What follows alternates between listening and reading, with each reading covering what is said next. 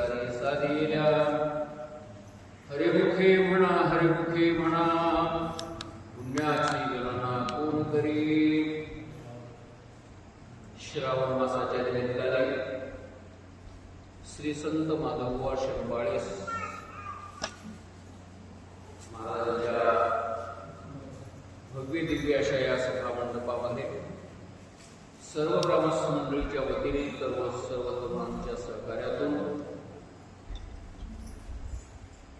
हरिपाठावरचं चिंतन आपण यावर्षी करायचं ठरवलंय आणि त्या अनुषंगाने काल आपण सुरुवात केली आणि काल थोडक्यात श्री संत ज्ञानेश्वर महाराजांचं चरित्र आपण पाहिलं. खरं तर ते चरित्र एका दिवसामध्ये पूर्ण होण्यासारखं नाही, खूप मोठा विस्तार आहे त्याचा. पण आपल्याकडे एकच महिना आहे आणि एका महिन्यामध्ये पूर्ण हरिपाठ चिंतन करायचं आहे आणि म्हणून जेवढं शक्य झालं तेवढं आपण काल ज्ञानेश्वर महाराजांचं चरित्र श्रवण केलं. त्या श्रीसंत सम्राट विश्वगुरु विश्वमौली साधकांचे मायबाप कैवल्य साम्राज्य चक्रवर्ती ज्ञानेश्वर महाराज यांनी आबालवृद्ध सर्व लोकांच्यासाठी म्हणून निर्माण केलेला हा छोटासा ग्रंथ ज्याचं नाव हरिपाठ असं आहे. त्या हरिपाठावरचं चिंतन आपण आज सुरुवात करणार आहोत. हरिपाठाचा पहिलाच अभंग आहे, देवाची वारी उभा क्षण भरी तेने मुक्तीचारी साधी.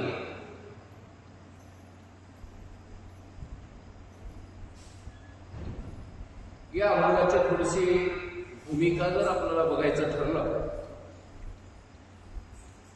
तर मनुष्य मात्राचं अंतिम कल्याण व्हावं, पूर्णपणे कल्याण व्हावं. ऐहिक कल्याण आणि पारलौकिक कल्याण असं दोन्ही प्रकारचं कल्याण माणसांचं व्हावं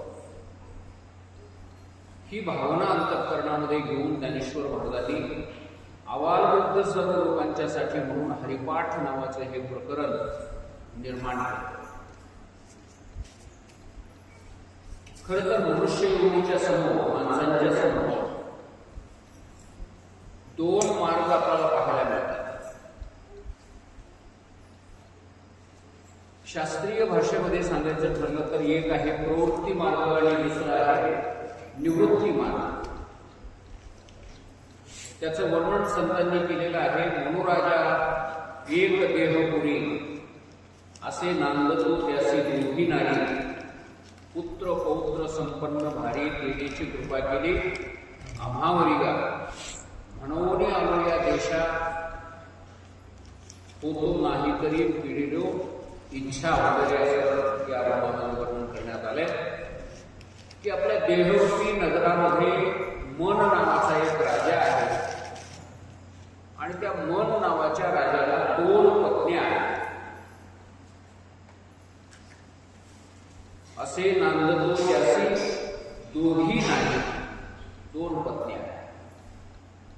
एका पत्नीचं नाव आहे प्रवृत्ती आणि दुसऱ्या पत्नीचं नाव आहे निवृत्ती.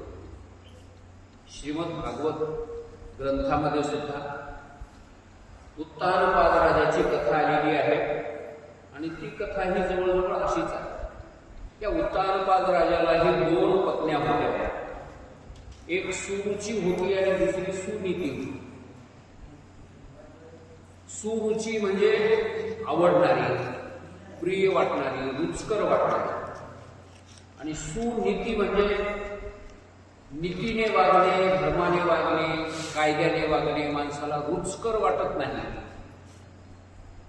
आवडत नाही, तरी पण माणसाच्या कल्याणाचं तेच असतं.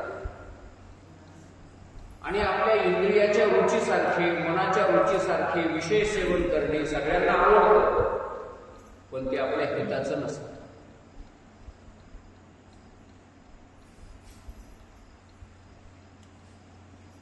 अशा प्रकारे त्या दोन पत्न्यांचा संसार करणारा तो उत्तानपाद राजा.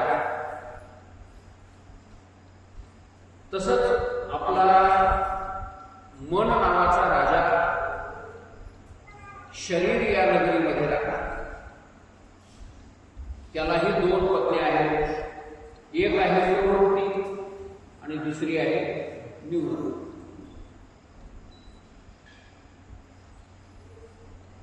याला आपल्या भाषेमध्ये सांगायचं ठरलं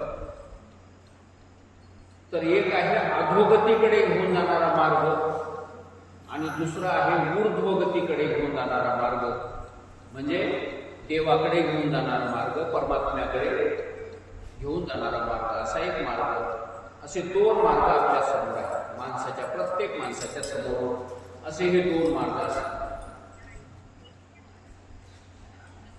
माणसाला सोडून इतर योनी ज्या आहेत, पशवादिक योनी, किडे, मुंग्या, सर्प, पाली, पशु, पक्षी, जलचर, ह्या सर्व योनीमध्ये केवळ खुशाल जन्माला यावं आणि खुशाल संसार करावा, काही अडचण नाही. एकच रस्ता आहे, प्रवृत्ती मार्ग आहे. संसाराकडे घेऊन जाणारा, संसारच करायला शिकवणारा, जन्मतःच त्यांना अशा प्रकारचं ज्ञान, त्यांच्या संसाराकरता जे लागते तेवढं ज्ञान त्या पशुपक्षाकडे जन्मतःच असतं. एकच रस्ता आहे त्यांच्यासमोर. म्हणून कुत्रे जसे जन्माला येतात तसे जन्मभर कुत्रा म्हणूनच जगतात आणि मेले तरी कुत्रे म्हणूनच मरतात. पशुपक्षी ज्या पद्धतीने जन्माला येतात त्याच पद्धतीनं जन्मभर राहतात आणि मरताना त्याच पद्धतीनं मरतात. पण माणसाचं तसं नसतं. माणूस हा माणसाच्या आकाराने जन्माला येतो. चांगला मार्ग लागला, चांगली संगती लागली तर माणसाचा देव होऊनही मरता येतो, मरतो. संत होता येतं, देव होता येतं, सज्जन होता येतं. आणि त्याच माणसाला जर वाईट संगती लागली तर त्याची प्रवृत्ती अधोगतीकडे सुद्धा होत जाते. माणसाच्या आकाराचा असतो पण माणूस म्हणून घेण्याची लायकी त्याची राहत नाही, एवढा अधोगतीला पोचलेला असतो. म्हणजे माणसाच्या समोर असे दोन मार्ग आपल्याला बघायला मिळतात. एक आहे उंचीकडे घेऊन जाणारा, देवाकडे घेऊन जाणारा मार्ग आणि दुसरा आहे अधोगतीकडे घेऊन जाणारा मार्ग. आणि दोन मार्गावर जो माणूस उभा असतो, जोड रस्त्यावर जो माणूस उभा असतो, त्याला एकतर स्वतःच्या मनाने माहिती असावं की चांगला रस्ता कोणता, वाईट रस्ता कोणता. मनानं माहिती असावं, पण सगळ्या माणसाला ते मनानं कळत नाही. मग त्या ठिकाणी ग्रंथ आपल्याला वाचण्याची गरज आहे, संत आपल्याला काय सांगतात ते ऐकण्याची गरज आहे, शास्त्र आपल्याला काय सांगतात ते ऐकण्याची गरज आहे. एक तर मनानं कळत नाही, दुसरी गोष्ट शास्त्र काय म्हणतात ते ऐकायची तयारी नाही, संत काय म्हणतात ते ऐकायची तयारी नाही. आणि आपल्या मनाला जे योग्य वाटेल, बरं वाटेल त्या रस्त्यानं जर निघाला तर चांगल्याच रस्त्यानं जाईल असं काही शाश्वती नाही. जोड वाटेवर उभा असलेला हा मनुष्य देह योग्य रस्ता कोणता आहे, अयोग्य रस्ता कोणता आहे आपल्या मनाला कळत नसेल तर साधू संतांना विचारावं, शहाण्या लोकांना विचारावं, शास्त्राला विचारावं, ग्रंथाला विचारावं. ते आपल्याला योग्य मार्ग दाखवून देईल. संतांनी खात्रीपूर्वक सांगितलं, येण्याची पंथे चालू जाता नकडे गुंता कुठे काय. अजून सांगितलं, वेद मार्गे मुनी गेले त्याची मार्गे चालिलो, नकळेची विषयांधा म्हणून उघड बोललो. वेद मार्गाने, शास्त्र मार्गाने आम्ही चाललेले आहोत. ऋषीमुनी त्याच मार्गाने गेले, आम्ही सुद्धा त्याच मार्गाने चाललो आणि तुम्ही सुद्धा त्याच मार्गाने चला तुका म्हणे तुम्ही चला याची वाटे, भरवसेनी भेटे पांडुरंग, असं संत सांगतात. पण आम्ही संताचं ऐकायला तयार नसाल, ते शास्त्राचं ऐकायला तयार नसाल, आणि मनानेच जे रस्ता बरा वाटेल त्या रस्त्यानं जायचं जर ठरलं असेल तर मग चांगल्याच रस्त्यानं जाऊ असं काही नक्की नाही. काय सांगता येते, माणसाचं मन मोठं विचित्र आहे. कधी कोण्या रस्त्याला घेऊन जाईल मन, काही नक्की सांगता येईल.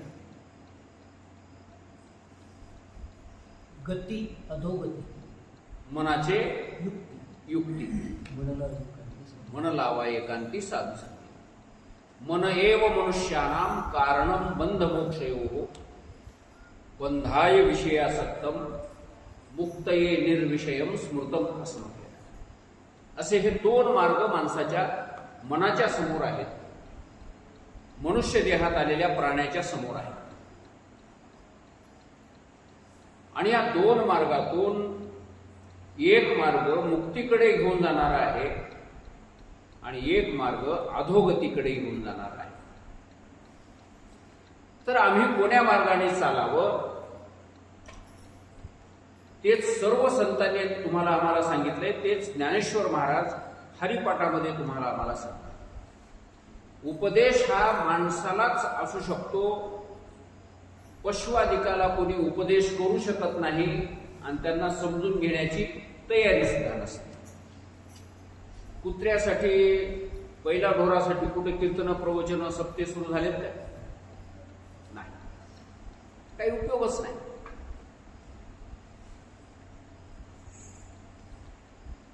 कीर्तन प्रवचन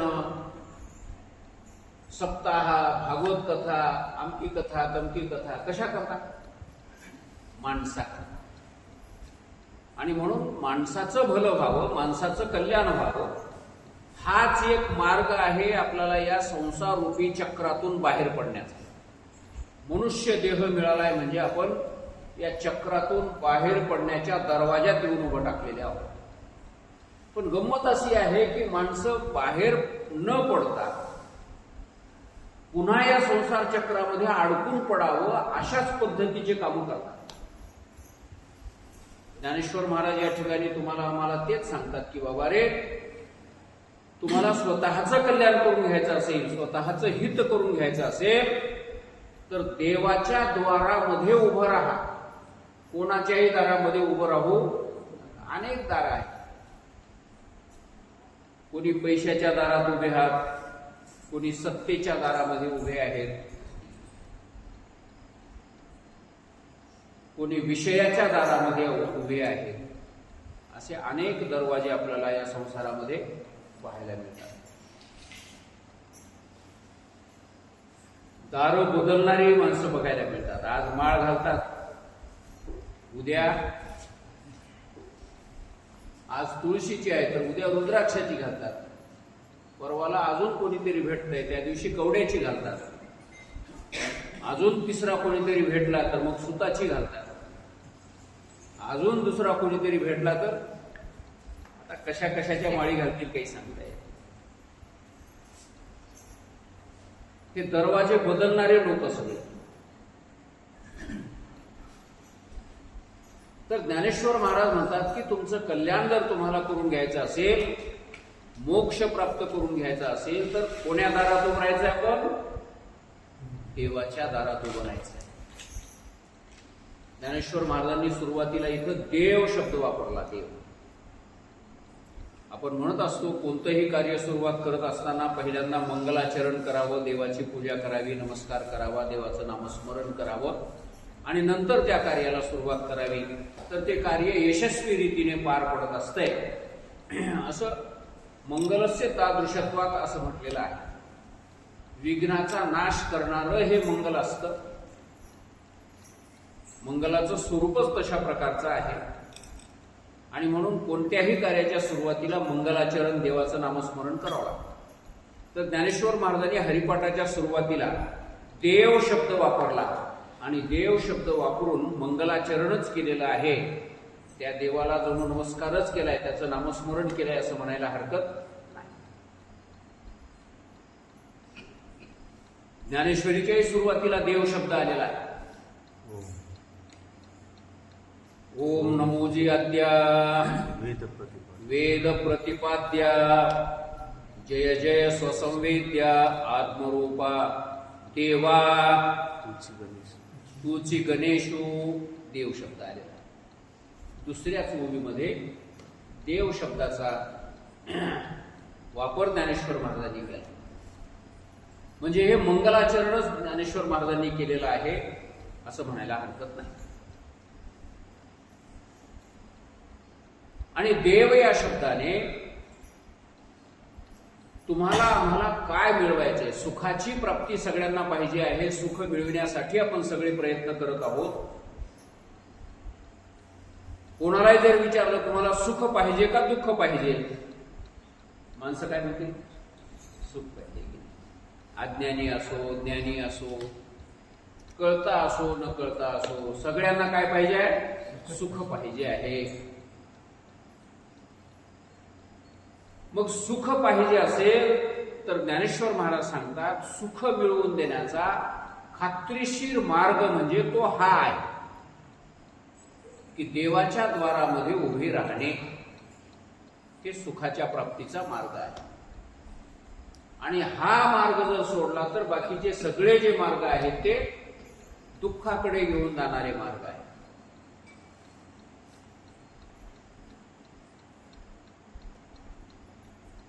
म्हणून ज्ञानेश्वर महाराज या ठिकाणी तुमचं आमचं सर्वांचं साध्य असलेलं जे सुख आहे ते सुख देव या शब्दाने व्यक्त करतात.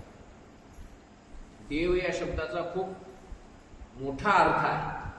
आता देव देव देव म्हणजे काय? आपण देव या शब्दाला असं समजतो की हे मंदिरामध्ये तुम्ही आम्ही प्राणप्रतिष्ठा करून बसविलेला जे कोणी आहे त्यालाच काय म्हणायचं? देव म्हणायचं. असं तुमचं आमचं ठरलेलं आहे. फक्त देव हा मंदिरापुरताच आहे, मंदिरामध्येच आहे, मंदिराच्या बाहेर देव नाही. मग मंदिराच्या बाहेर आपण काही काळबेर केलं तरी चालतंय, फक्त मंदिरामध्ये येऊन काही करायचं नाही. म्हणून तर बरेचसे लोक मंदिराच्या समोर आले की हातातली बिडी पाठीमागे लपून ठेवतात. त्याचं म्हणणं मी बिडी इकडं वळली तरी जमते, पण मंदिराच्या समोर देवाच्या समोर नको. देवाला जर दिसली तर पाठीमागे बिडी धरतात माणसं, लय हुशारी करतात. म्हणजे त्याची भावना अशी आहे की मंदिरापुरताच देव आहे, मंदिराच्या बाहेर इकडं तिकडं त्या देवाचं अस्तित्व.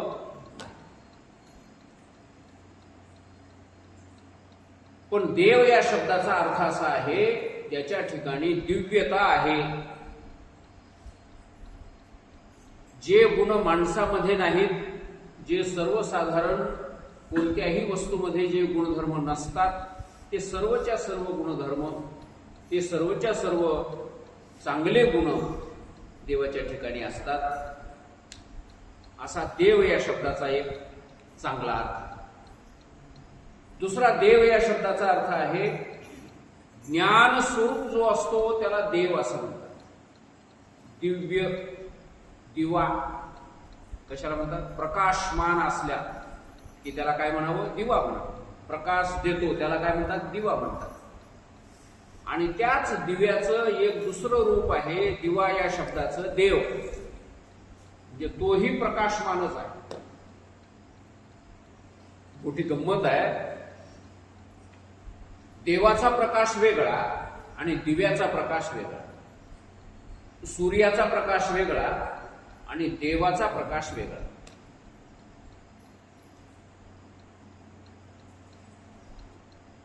सूर्याचा प्रकाश जर एखाद्या वस्तूवर पडला तर त्या वस्तूचा अंधार नाहीसा होतो आणि ती वस्तू स्पष्ट दिसायला लागते. पण त्याचबरोबर हेही आपल्याला मान्य करावं लागेल की ती वस्तू आपल्याला दिसाली म्हणजे नुसती प्रकाश त्याच्यावर पडल्यामुळे दिसते असं नाही, तर आपलं लक्ष त्या वस्तूकडे गेलं पाहिजे तर ती वस्तू आपल्याला दिसते. आपलं लक्ष जर तिकडे नसेल तर दिसत नाही. मग बाकी इतर सगळ्या वस्तूवर प्रकाश नाही का? त्या देवाचा, सूर्याचा प्रकाश आहे. पण त्या प्रकाशाच्या नंतरही आत्मप्रकाश, आभासाचा प्रकाश, अंतःकरणाचा प्रकाश त्या ठिकाणी जाण्याची गरज आहे, तिथं असण्याची गरज आहे, तर ती वस्तू आपल्याला कळते, दिसते. एवढंच नाही तर सूर्य उदयाला आलाय, पण सकाळी 10 वाजेपर्यंत जो माणूस झोपेतूनच उठला नाही, त्याच्याकरता सूर्य उदय झालाय काय? सगळ्या जगात सूर्याचा प्रकाश पडलाय, पण त्याच्याकरता अजून कुठंच प्रकाश पडलेला नाही, तो झोपेतच आहे. म्हणून सूर्याचा प्रकाश कळण्याकरता सुद्धा आपला प्रकाश त्या सूर्याकडे गेला पाहिजे. आपलं ज्ञान जागृत झालं पाहिजे. आपल्या जवळ असलेल्या ज्ञानाने सूर्य आपल्याला कळतो, आपल्या जवळच्या ज्ञानाने दिवा आपल्याला कळतो. हे जे कळणं आहे, या कळण्याचं नाव आहे प्रकाश. नाही तर नुसतं एखाद्याचं प्रकाश नाव असलं म्हणजे खरंच तो प्रकाशमान असतो असं नाही. तर ज्ञान जे आहे ना, त्या ज्ञानाला प्रकाश म्हणतात. म्हणून तर भगवद्गीतेत असं वर्णन केलं, यदादित्यगतम तेजो जगत भासयते खिलम यच्चंद्रमसी यच्चाग्नो तत्तेजो विद्धिमाम तत्तेजो विद्धिमाम. सूर्याचा, चंद्राचा जो प्रकाश आहे तो माझा प्रकाश आहे. माझ्यापासूनच प्रकाश घेऊन ते सगळ्या जगाला प्रकाश देतात, असं गीता सांगते. म्हणून प्रकाशमान जो असतो तो देव असतो. देव या शब्दाचा अर्थ काय? जो प्रकाशमान आहे, ज्ञान स्वरूप आहे. आणि ज्ञान स्वरूप जी वस्तू असते तीच वस्तू सत्य असते आणि तीच वस्तू आनंद स्वरूप असते. असा थोडासा अजून गूढार्थ त्याच्यामध्ये दबलेला आहे.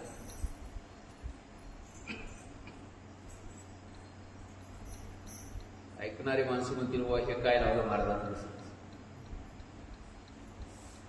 हरिपाठ समजून घ्यायचं म्हणल्यावर हे असलंच आपल्याला ऐकावं लागतं. कारण कथा भाग वगैरे, पुराण वगैरे असं काही आपल्याला इथं ऐकायला मिळणार नाही. तर देव शब्दाचा अर्थ म्हणजे प्रकाशमान, ज्ञानस्वरूप. आणि जो ज्ञान स्वरूप असतो तोच सत्य स्वरूप असतो, आणि जो सत्य स्वरूप असतो तोच आनंद स्वरूप असतो. आनंद, सत्य आणि ज्ञान हे 3 गोष्टी वेगळ्या वेगळ्या नाही, त्या तिन्ही एकरूपच असतात. म्हणून सत, चित आणि आनंद असे लक्षणं ज्याच्या ठिकाणी आपल्याला पाहायला मिळतील तो देव आहे, असं डोळे झाकून त्याला देव म्हणायला हरकत नाही. अशा त्या देवाच्या द्वारामध्ये जो क्षणभर उभा राहतो त्याला 4ही मोक्ष मिळतात, असं ज्ञानेश्वर महाराज सांगतात.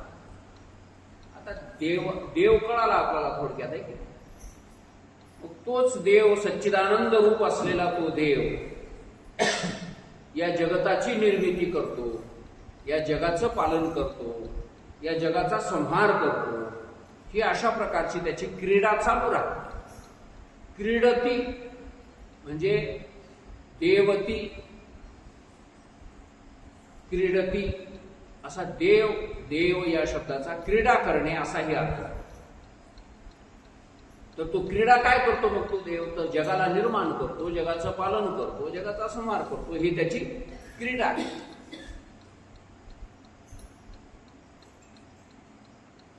तो सगुण रूपाचाही असतो, तो निर्गुण रूपाचाही असतो. अशा त्या देवाच्या द्वारामध्ये जो कोणी क्षणभर उभा राहतो त्याला 4ही मोक्ष मिळतात, असं ज्ञानेश्वर महाराज सांगतात. आता या देवाच्या द्वारात उभा राहायला सांगतात का मी सांगितलेल्या देवाच्या द्वारात उभा राहायला सांगतात?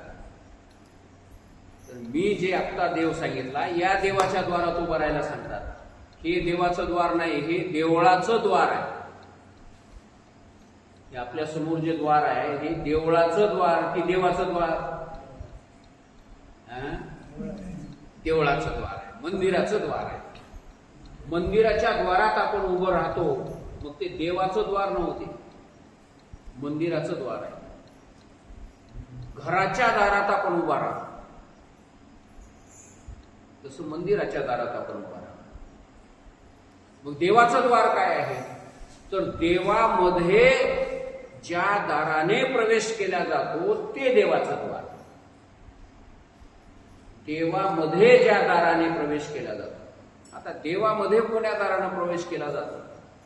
तर ज्ञान हे त्या देवाचं द्वार आहे, विवेक हे त्या देवाचं द्वार आहे, भगवंताची भक्ती हे त्या देवाचं द्वार आहे, योग साधना हे त्या देवाचं द्वार आहे. असे अनेक त्या देवाचे द्वार आपल्याला शास्त्रामध्ये बघायला मिळतात. आणि ज्ञानेश्वर महाराज या ठिकाणी त्या द्वाराबद्दल सांगतात. त्या देवळाच्या द्वाराबद्दल ज्ञानेश्वर महाराज नाही सांगत. तर ज्ञानरूपी द्वारामध्ये तुम्ही उभे राहा आणि त्या ज्ञानरूपी द्वारामध्ये क्षणभर जरी उभा राहिलात तरी तुम्हाला चारीही मोक्ष मिळतील, असं ज्ञानेश्वर महाराज सांगतात. आता ज्ञानरूपी द्वारामध्ये जर उभं राहायचं असेल तर आपल्याला त्या ज्ञानाची साधना करावी लागेल. ज्ञान कशानं मिळेल? त्या देवाचं ज्ञान कशानं मिळेल? तर देवाचं ज्ञान मिळतं विवेक, वैराग्य, समाधी षटक, मुमुक्षुता, ह्या 4 गोष्टी आपल्या ठिकाणी मुळात असाव्या लागतात. त्याच्यानंतर पुढे श्रवण, मनन, निदिध्यासन आणि तत्वम पदार्थ शोधन असे पुन्हा 4 साधना आपल्याला करावे लागतील. तर आपल्याला ते देवाचं द्वार प्राप्त होईल आणि त्या द्वारामध्ये उभं राहिल्याच्या नंतर एका क्षणात आपल्याला चारीही मोक्ष मिळून जाईल. ज्ञानाने तत्क्षण मोक्षाची प्राप्ती होते, त्याच क्षणी मोक्षाची प्राप्ती होते. ज्ञानाने जास्त दिवस मोक्ष मिळायला लागत नाही. समजा एखाद्या खोलीमध्ये 1000 वर्षापासून अंधार आहे, आता तो अंधार आपल्याला काढून टाकायचा आहे, तर किती दिवस बल्ब लावावा लागेल त्या खोलीत? वसंत पाटील, एखाद्या खोलीमध्ये 100 वर्षापासूनचा अंधार आहे, मध्ये कोणी गेलंच नाही, खोली बंद आहे, तर त्या खोलीतला अंधार आपल्याला संपवायचा आहे, तर बल्ब किती दिवस लावून ठेवावा लागेल? क्षणभरच की एका सेकंदात बल्बाचं असं बटन दाबल्याबरोबर काय होते? अंधार किती दिवसाचा असला तरी, किती वर्षाचा अंधार असू द्या, बल्ब लावल्याबरोबर नाहीसा होतो. तसं देवाचं ज्ञान रूपी द्वारामध्ये आपण क्षणभर उभा राहिल्याबरोबर त्या क्षणामध्ये क्रांती घडून जाते. क्षणभरच लागते. कोणत्याही गोष्टी महत्वाच्या घडायला जास्त वेळ लागत नाही. लग्न लग्न लग्न किती वेळ असते त्या लग्नासाठी?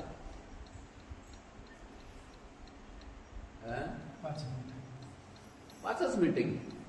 5 मंगलाष्टक, एका मिनिटात एक मंगलाष्टक म्हणलं तर 5 मिनिट, आणि 5 मिनिटामध्ये लग्न लागून जातं. सगळा पसारा जमा केला तर मंगलाष्टका झाल्या नाही, लग्न लागलं काय? नाही लागलं.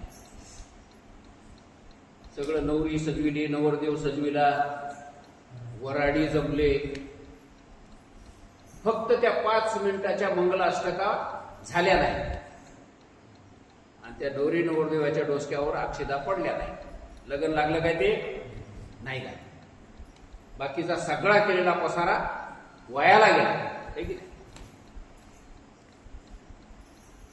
बाकी काहीच केलं नाही,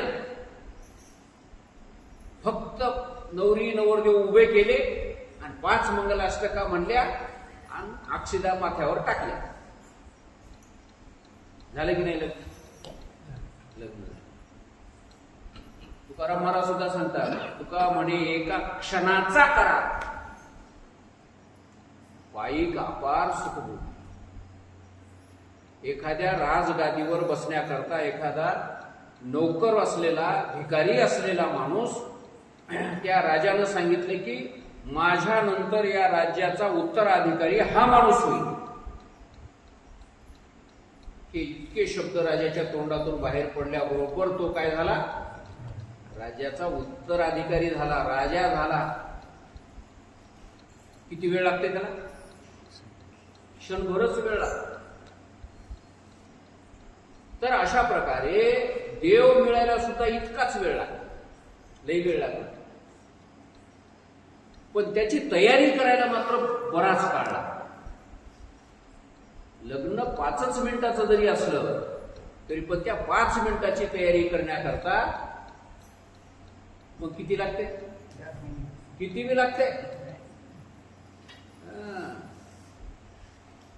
पोरग 20-22 वर्षाचं होऊ जसोर वाट बघावं लागतं का? जन्मलं की लग्नच लावताय काय? पोरग 20-22 वर्षाचं व्हावं लागतंय. पोरगी तशा प्रकारे 18-20 वर्षाची व्हावी लागते. आणि मग त्यांचं ते सोयरीक जमण्यापासून मग ते काही अडचणच आली. 6 महिने लग्नच लावायला जमणार, काहीतरी नोकरीची अडचण आहे वगैरे असं. पुन्हा 6 महिने लागलं. पुन्हा अजून एखादा ऑर्डर आली की अजून 6 महिने लागले. आणि ह्या सगळ्या तयारी करता करता करता करता 4-2 वर्ष तशात निघून जातात. आणि नंतर लग्न जे लागतं ते 5च मिनिटात. 5 मिनिटाच्या लग्नाला अनेक वर्षाची तयारी लागते. तसं देवाच्या द्वारामध्ये, त्या ज्ञानरूपी द्वारामध्ये क्षणभर उभं राहण्याकरता अनेक जन्माची साधना लागते, अनेक वर्षाची साधना लागते. 1-2 दिवसामध्ये ह्या गोष्टी घडायच्या. तर अशा प्रकारे त्या ज्ञानरूपी देवाच्या द्वारामध्ये आम्हाला उभं राहायचं आहे. आणि एका क्षणामध्येच ही गोष्ट घडणार आहे. तर ज्ञानरूपी द्वारामध्ये उभं राहणं म्हणजे काय? एक एक शब्द ज्ञानेश्वर महाराजांचा फार महत्वाचा आहे. अशा शब्दाची योजना ज्ञानेश्वर महाराजांनी केलेली आहे की सर्वसाधारण माणसाला त्याचा मेळ लागू नये. आणि एकदा मेळ लागल्याच्या नंतर मग त्याचं कल्याण झाल्याशिवाय राहू नये. अशा प्रकारच्या शब्दाची योजना ज्ञानेश्वर महाराजांनी केलेली आहे. ज्ञानेश्वर महाराज म्हणतात त्या देवाच्या द्वारामध्ये क्षणभर पुन्हा उभं राहावं लागतंय, बसायला जमणार. आता उभं राहणं म्हणजे काय? उभं राहणं म्हणजे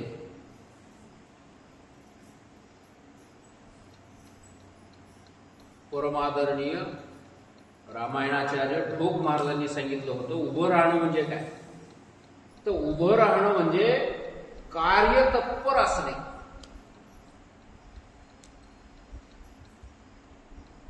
जसं कधी कधी असं घडतंय, ते माणसं म्हणतात की हा आमचा माणूस निवडणुकीला उभा राहिला. उभा राहिला म्हणजे काय? कायमचा उभाच राहते काय? ते बसच नका का? बसते की नाही? बसते. आता आपल्या गावामध्ये समजा ते निवडणुकीला उभं राहिलेले नेते आले, भलं मोठं असं स्टेज तयार केलंय. त्या स्टेजवर सगळे नेते असे बसलेले आहेत.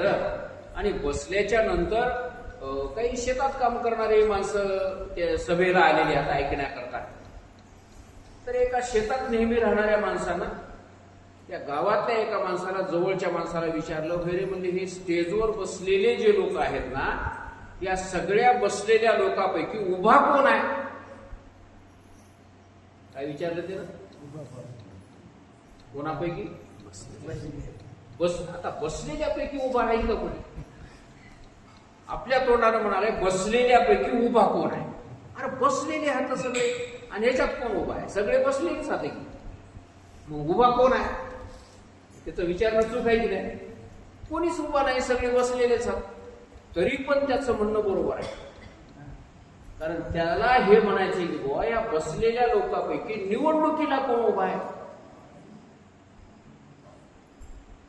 म्हणजे निवडणुकीला उभा राहणारा माणूस बाबा बसच नाही का?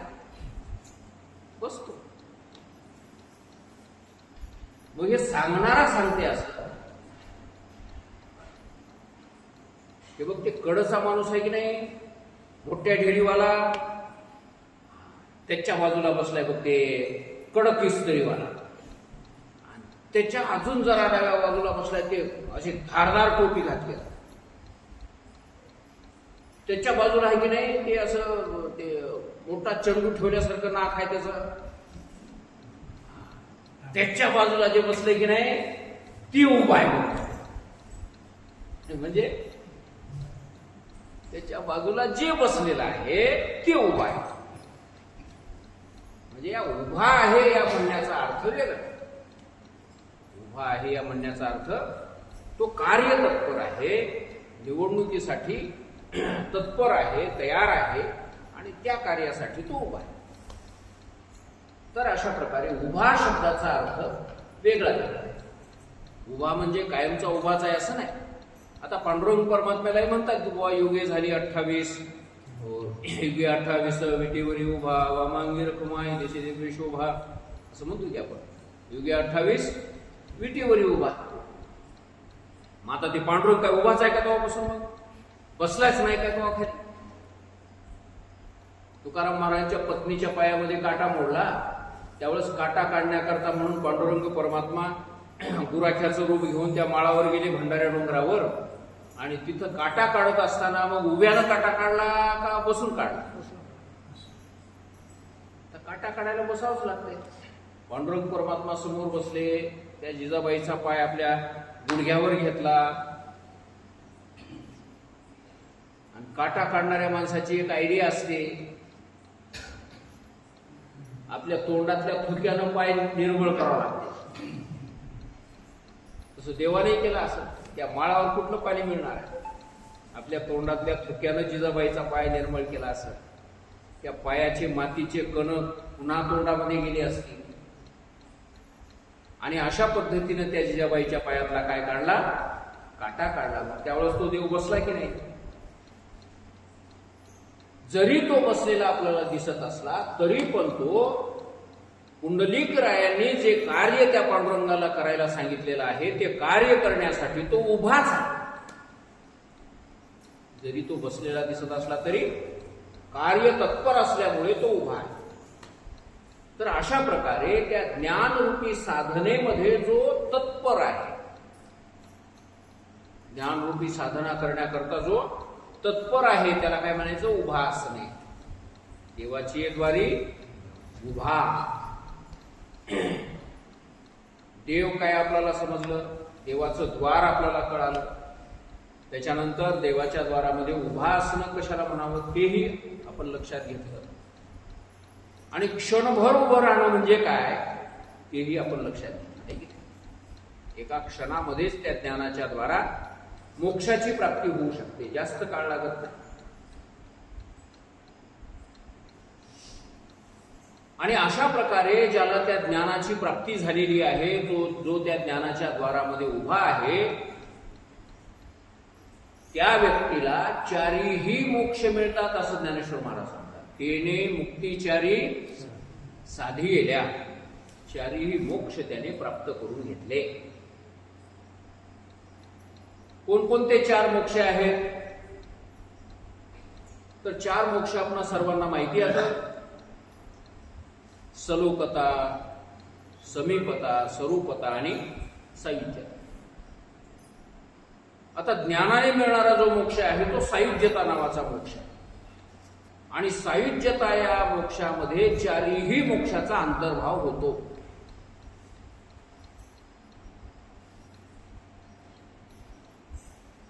सलोकता मोक्ष प्राप्त होणं म्हणजे देव ज्या लोकात आहे त्या लोकांमध्ये राहायला मिळणे, त्याला काय म्हणतात? सलोकता मोक्ष.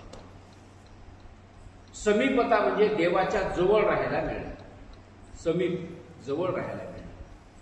स्वरूपता म्हणजे देवाच्या रूपासारखं रूप आपल्याला मिळणे, त्याला स्वरूपता मोक्ष. आणि देव रूपच होऊन जाणे त्याला सायुज्यता मोक्ष.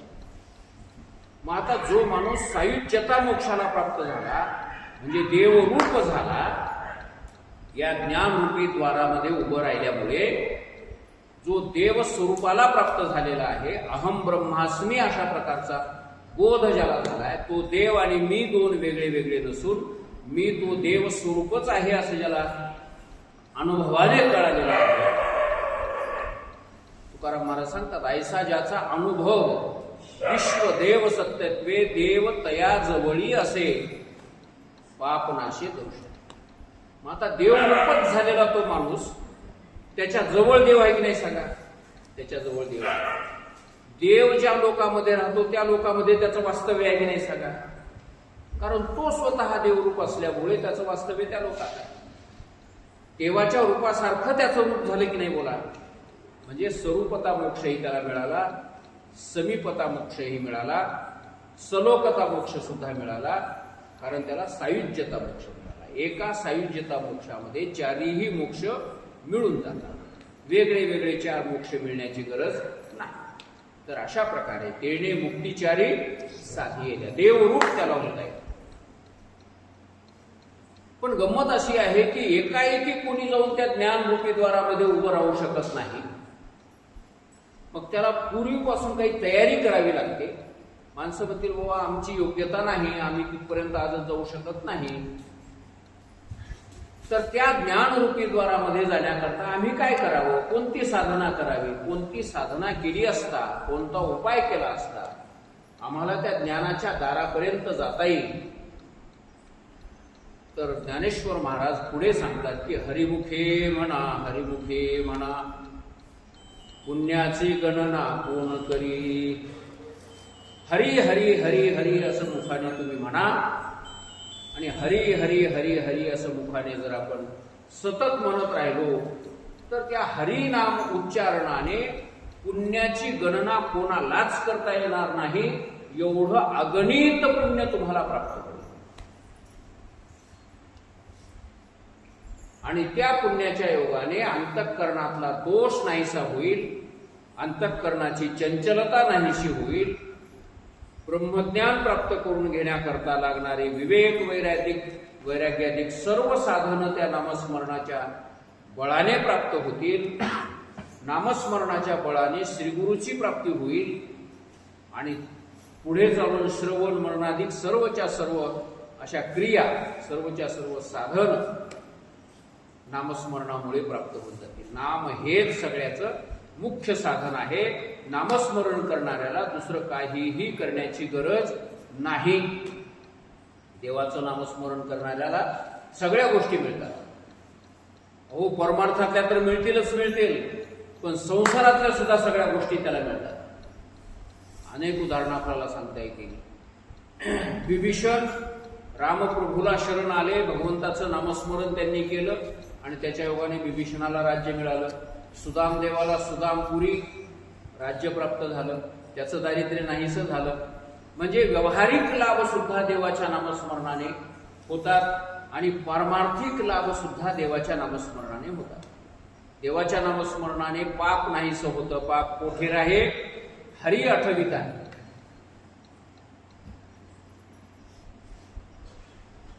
पर्वत जळती पापाची असं काहीतरी आहे. नाम घेता विठोबाचे, नाम घेता विठोबाचे, पर्वत जळती पापाचे. किंवा हरिपाठामध्येच आलेला आहे, तृण अग्नी मेळी समरस झाले, तैसे नामे केले जपता. गवताच्या गंजीला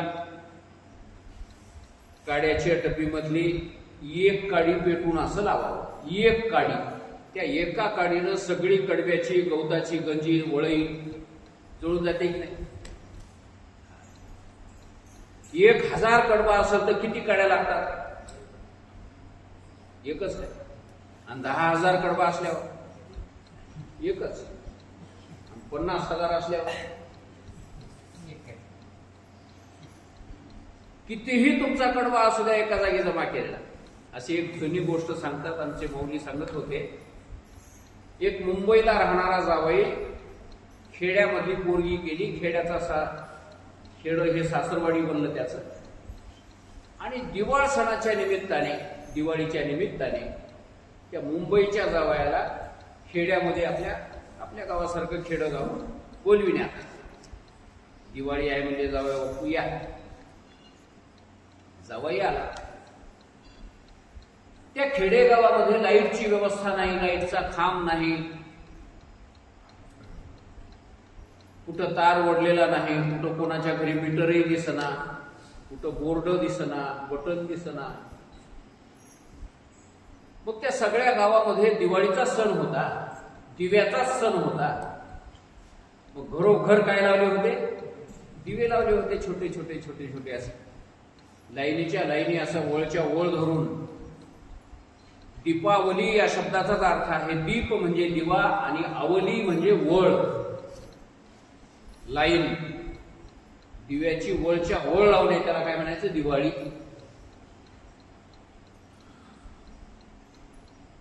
ते छोटे छोटे दिवे दिसायला लागले.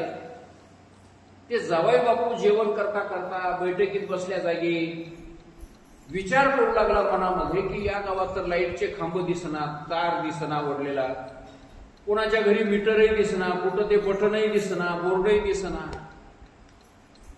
आणि उजेड तर सगळ्या घरभर पसरलाय. ठिकठिकाणी छोटे छोटे छोटे छोटे हे बल्ब लागलेले दिसाले. त्याला कनेक्शन कुठून आहे म्हणावं, करंटचं कनेक्शन, लाईट सप्लाय कुठून आहे? अंडरग्राऊंड तर नसल, जमिनीच्या खालून तर नसल. त्याला ते राहवलंच नाही, डोक्याला ते विचारच सारखा निर्माण व्हायला लागला. आणि हळूच त्यानं आपल्या एका मेहण्याला विचारलं, होय म्हणले दाजी, आणि तर तुमच्या गावात लाईट दिसना, कुठं काही ते कनेक्शन दिसना, मीटर दिसना, आणि बल्ब कसे काय लागले तुमच्या इथं? हे बल्बही आमच्या इकडे मिळणार म्हणला असले, हे नवीनच बल्ब दिसाले, ते कुठून आणले, कसे लागले? त्या मेवण्याला वाटलं जावयाची जरा थट्टा करावं, दाजीची जरा गंमत करावं. त्यानं सांगितलं, दाजी हे का म्हणले, तुमच्या मुंबई सारख्या शहरामध्ये लाईटची व्यवस्था आहे, सरकारनं सगळी सोय केलेली आहे, खेड्यापाड्यापर्यंत अजून काही सरकार पोहोचलं नाही, बऱ्याचशा सुविधा आमच्या खेड्यामध्ये अजून आल्या नाही, तर मग देवानं आमची सोय केलेली आहे. रात्र झाल्याबरोबर ते सूर्य भगवान आपले छोटे छोटे पिल्ले आमच्या खेडेगावामध्ये पाठवून देतो, आणि ते सगळ्याच्या घरोघर येऊन बसतात म्हणले ते पिल्ले, सूर्याचे पिल्ले, आणि दिवस निघाला की पुन्हा सूर्याकडे जातात. रात्रभर आम्हाला इथं उजेड देतात, आणि दिवस निघाला की पुन्हा सूर्याकडे जातात. मला कमालच आहे. आणि म्हणलं मुंबईमध्ये असं बघायला मिळत नाही, आपण काय करावं, यातलं एखादं पिल्लू लपून ठेवावं, आणि जाता जाता मुंबईला घेऊन जावं, तिथल्या लोकांना नवल वाटत, आश्चर्य वाटत. त्यांना अर्ध्या रात्री झोपच लागली नाही, अर्ध्या रात्रीपर्यंत. अर्ध्या रात्री उठला, संडासचं निमित्त केलं, बाहेर दिशेला जाण्याचं निमित्त केलं. खेड्यापाड्यामध्ये कुठं गावामध्ये सोय होती, त्यावेळेस बाहेर जावं लागायचं, खारीला जावं लागायचं. हातामध्ये ते पाण्याचं भांड घेतलं आणि गेला बाहेर दिशेला, आणि ते रोडला जायच्या रस्त्यावरच गेला. त्याचं म्हणणं उद्या जाता जाता इकडल्या इकडून असंच घेऊन जाता येतं. तिथे एक भली मोठी कडव्याची वळी लागलेली होती, गंजी लागलेली होती. त्यानं विचार केला, म्हणजे जाता जाता हे आपण इथून घेऊन जाता येते, इथं लपून ठेवा. ते कडव्याच्या वळीच्या जवळ गेलं, ते कडव्याची अशी ती पेंडी उचलली, त्याच्या खाली ठेवून दिली पेंडीची. आला घरला. मग आता ते पिल्लू पिल्लू राहिलं का गगनाला भेटलं ते. एवढा मोठा डोम झाला महाराज, सगळी वळी जळायला लागली, सगळ्या गावात हाहाकार झाला.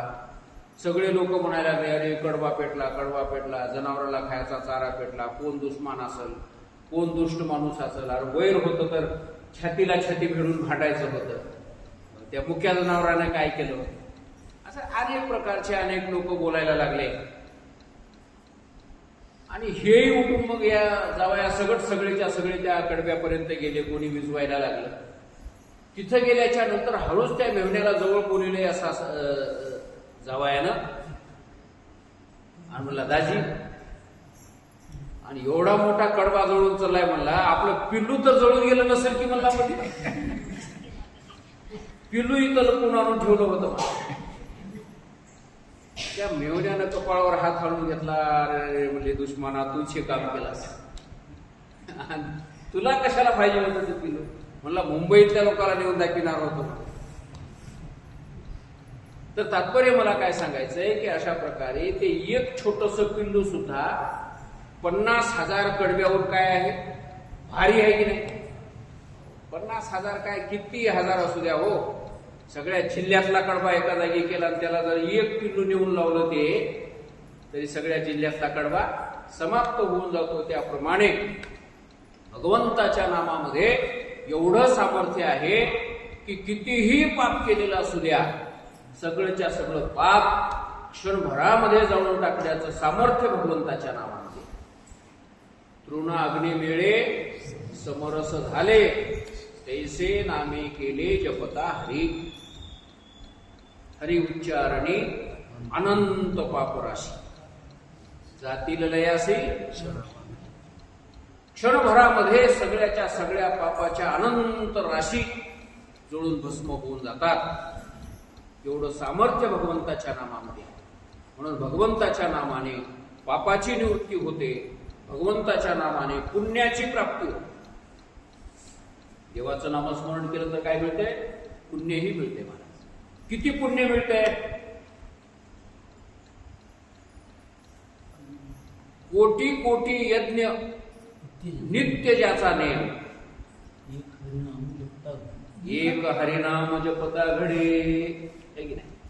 कोटी यज्ञ रोज करायचा ज्याचा नेम असेल, तेवढे कोटी यज्ञ एकदा हरी म्हणल्याबरोबर तितक्या यज्ञाचं पुण्य या हरी म्हणणाऱ्याला मिळतं. बघा किती पुण्य मिळत असत.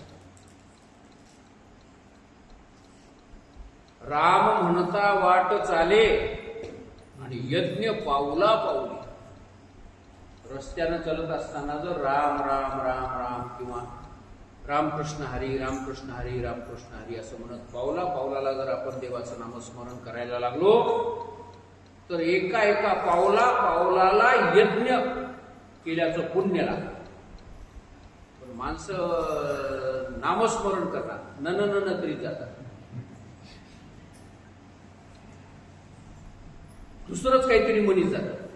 नामस्मरण करतात देवाचं, ते नन करण्याकरता हरी हरी हरी हरी असं म्हणीत चालते.